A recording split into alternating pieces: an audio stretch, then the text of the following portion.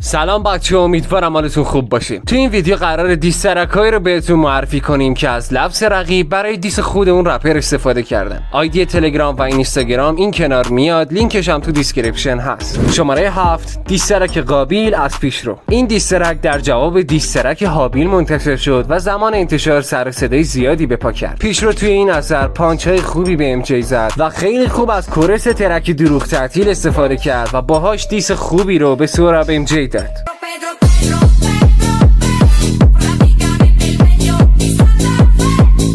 شما این کارو شروع کردین اما پرچمتون رو ما فرو کردیم، مثل آفتاب طلوع کردیم. آره ما این کارو شروع کردیم، پرچمتون رو ما اول فرو کردیم، مثل آفتاب طلوع کردیم. شماره 6 هابیل از سهراب ام جی. این دیس ترک در جواب به ترک 021 از سینا و علی اوج منتشر شد و داخلش سهراب ام جی از لفظه پیشرو در ترک راکاچا که فیت با مهرات دیدن بود استفاده کرد. بود هابیل قابل کشی که فامیل آجیل بابیل خورد، رابطین آبجوش تاچین پردگی مارتیک فاطل پاس شد. میان سالا قابل کش قابل قاسی بازی رو برد، آتیش واسطه کن قافیه باشیم ناجی سال برو جلو تابیخ باجی بپا. اما این تنها استفاده سهراب ام جی از لفظه پیشرو نبود، بلکه در کورس این ترک هم سهراب ام جی از کورس دیس ترک چاغالنامه که دیس به خود زدباسی بود استفاده کرد. سفی سایت واسه اوناییه که توشن، نه واسه چوفوناییه که دورن، میگن تهران مال من تهران.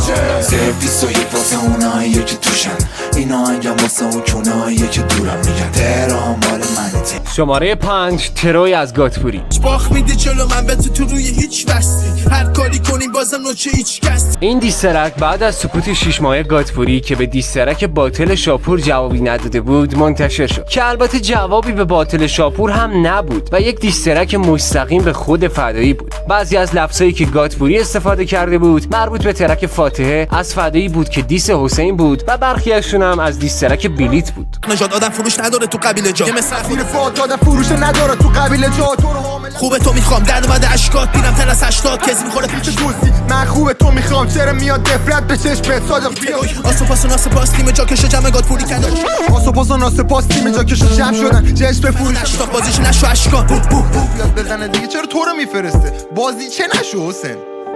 شماره 4 کفتربازی از علی جیدال. این دیس ترک همراه با دو دیس ترک باطل از شاپور و چشم در مقابل چشم از سروشی پاپولوژیست منتشر شد.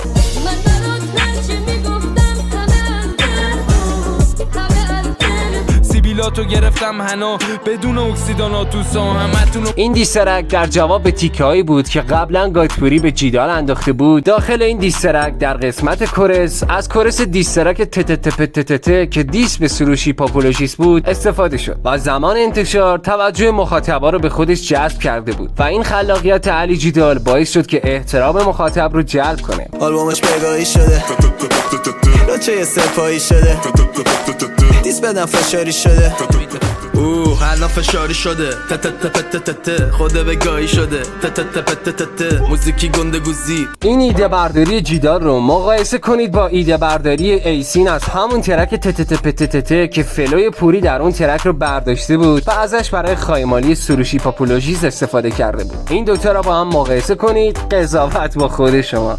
چونشون پاره شده، دوست دخترش خاله شده، کس خاره گنده گوزی.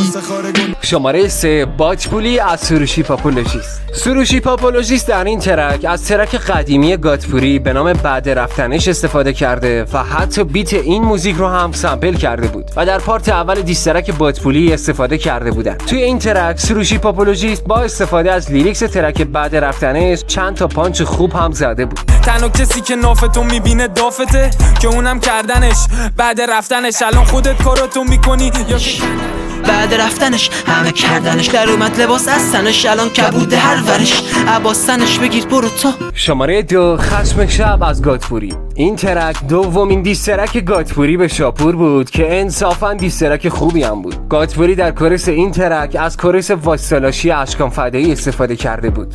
واسلاشی واسه تو گنده تر تو رو زدیم، واسلاشی میزنمت با فوت کوزه‌گری، واسلاشی تو خوبی فقط واسه دور و برید به نفع واسلاشی واسه تو گنده تر تو رو زدیم، واسلاشی تو به خودت تو دور و برید، واسلاشی دست موسی رو روی شماره 1 یادگاری از اشکان فدایی. این دیسترک اشاره های زیادی به آثار گذشته هیچکس داشت و از لفظهای قدیمی سروش هیچکس هم استفاده کرده بود. دلیل انتشار این دیسترک هم رابطه خانواده همسر سروش هیچکس با سازمان مجاهدین خلق بود. اشکان فدایی در کورس این موزیک از ترک من اگه تو نباشی استفاده کرده بود.